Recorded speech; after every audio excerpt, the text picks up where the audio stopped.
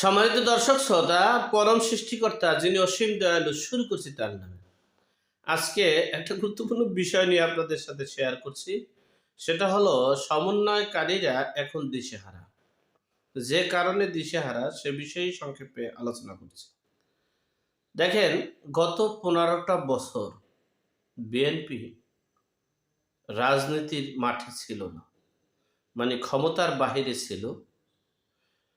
এখন সেই বিএনপি গত ৩ টার্ম নির্বাচন করে না বলতেই চলে।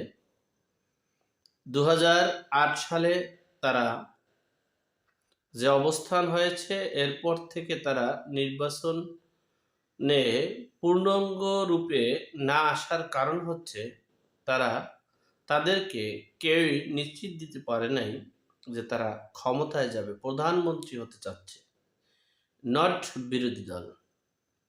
তারা প্রধানমন্ত্রীর আসনে থেকে থাকার জন্য, প্রধানমন্ত্রী হওয়ার জন্য যত আন্দোলন সংগ্রাম করা হয়েছে, এরপরে যেভাবেই হোক না কেন আল্লাহর অশেষ মেহেরবানিতে এই আওয়ামী লীগ সরকার দেশ ত্যাগ করার পর তারা মনে করছিল অলিখিতভাবে আমরা প্রধানমন্ত্রী এবং দেশের ক্ষমতা,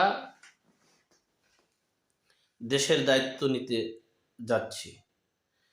কিন্তু দুঃখের বিষয়, তারা যে সিদ্ধান্তে, আমরা প্রতিনিয়ত বলেছিলাম যে আপনারা অন্তর্বর্তীকালীন সরকারটা গঠন করতে যে প্রধান উপদেষ্টাকে যে ব্ল্যাঙ্ক চেক দিয়েছেন, এজন্যই আপনাদের খেসারত পোহাতে হবে। কারণ আপনাদের বলি, 1/11 এই 2006 এবং 7-এ যে জেলে যেতে হয়েছে বেগম খালেদা জিয়াকে, এই ডক্টর মোহাম্মদ ইউনূসের কারণে। তিনি 1/11 সৃষ্টি করেছিলেন। তিনি চেয়েছিলেন এই রাজ কিংস পার্টি করে ক্ষমতায় যাওয়ার জন্য, বহু প্ল্যান পরিকল্পনা করেছেন। ঠিক সেই ব্যক্তিকে যদি আপনারা প্রধান উপদেষ্টা করেন, তাহলে আপনাদের চরম খেসারত দিতে হবে। কিন্তু তারা ব্ল্যাঙ্ক চেক দিয়ে তারা ঐক্য গড়ে তোলে এই ডক্টর মোহাম্মদ ইউনূসের আসন, চেয়ারটা ঠিক রাখার জন্য তারা বিভিন্নভাবে শক্তি, সামর্থ্য, মানে জনবল, অর্থ সবকিছু দিয়ে তাকে সহযোগিতা করেছে। তার বিনিময়ে হচ্ছে এখন তারা এই বিএনপি সরকার গঠন তো দূরের কথা, তাদের যে কি অবস্থা হবে, কেমন অবস্থা হবে, একমাত্র আল্লাহ পাক রব্বুল আলামিন জানে। এখন জামাত এখন বাংলাদেশের প্রত্যন্ত অঞ্চলগুলোতে এবং যেখানে বড় বড় ব্যবসায়ী, বড় বড় সেক্টর যারা আছেন, তাদেরকে ইতিমধ্যেই দখলে নিয়ে গিয়েছেন।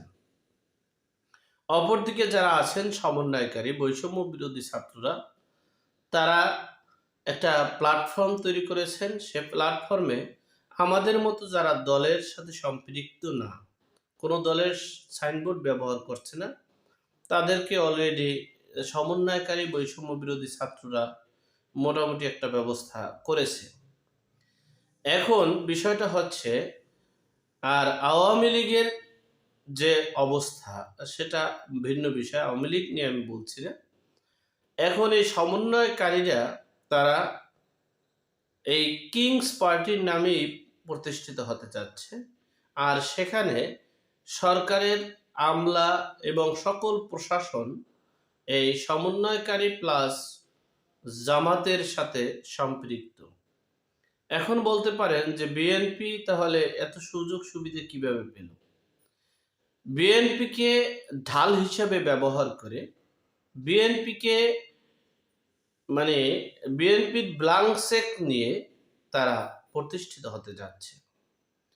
তাদের প্রত্যেকের ভাষা যে এক দল খাইছে আর এক দলের জন্য হা করে বসে আছে। তারা প্রতিদিন লুটপাট, চাঁদাবাজি, নৈরাজ্য হচ্ছে। সকল রাজনৈতিক দল, আপনারা চরমোনাই পীর সাহেব বলেছে, দেখেন হাসিনা চলে গেছে কিন্তু বাংলাদেশের চাঁদাবাজি চলে যায়নি। হাসিনা চলে গেছে, বাংলাদেশের লুটপাট চলে যায়নি, শেষ হয়নি। বাংলাদেশে নির্বিচারে হত্যা হচ্ছে। এই যে একটা বিশাল অবস্থা, সেখানে এখন সর্বোপরি দিক থেকে বিএনপির এখন টার্গেট হলো এই সমন্বয়কারী এবং বৈষম্য বিরোধী ছাত্ররা। বিএনপিকে বিভিন্নভাবে বিএনপি সমন্বয়কারী এবং বৈষম্য বিরোধী ছাত্রদের উপরে বিভিন্ন চক্রান্ত, ষড়যন্ত্র এবং তাদেরকে দমন করার জন্য একটা মিশন এবং ভিশন নিয়ে আগাচ্ছে। কতটুকু সফল হবে আমরা জানি না।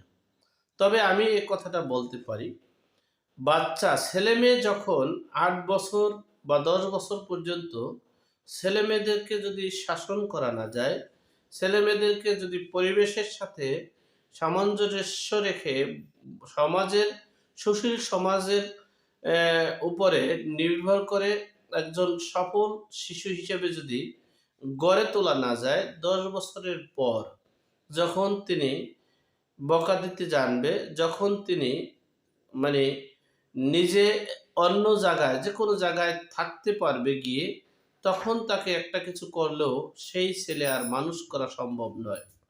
ঠিক তেমনি আপনি সমন্বয়কারী এবং বৈষম্য বিরোধী ছাত্ররা, তারা এখন আর সেই ১০ বছরের নেই।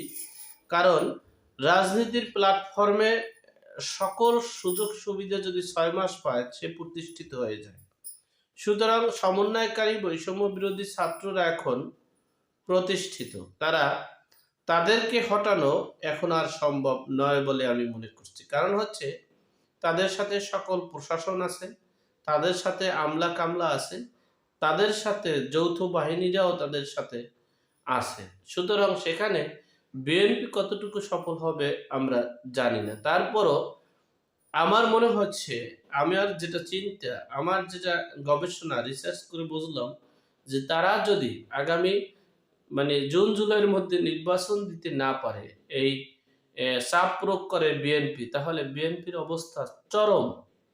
আওয়ামী লীগ হয়তোবা গর্তে আছে, লুকিয়ে আছে, একসময় হয়তোবা হয়ে যাবে, কিন্তু বিএনপির অবস্থা কি হবে একমাত্র আল্লাহ পাক রব্বুল আলামিন জানেন।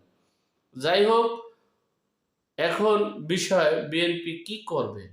বিএনপি কি মূল্য নিয়ে সামনে মূল্য দেখে দেখে হাঁটতে থাকবে সেই অনির্দিষ্ট সীমানার দিকে, নাকি তিনি তার যোগ্যতা, সামর্থ্য এবং শক্তি দিয়ে তিনি তার মানে তিনি তার সাফল্য অর্জন করবে? এটাই এখন দেখার বিষয়। যাই হোক, আল্লাহ আমাদের সকলকে সঠিক জ্ঞান দান করার তৌফিক দান করুক। আমিন। আসসালামু আলাইকুম।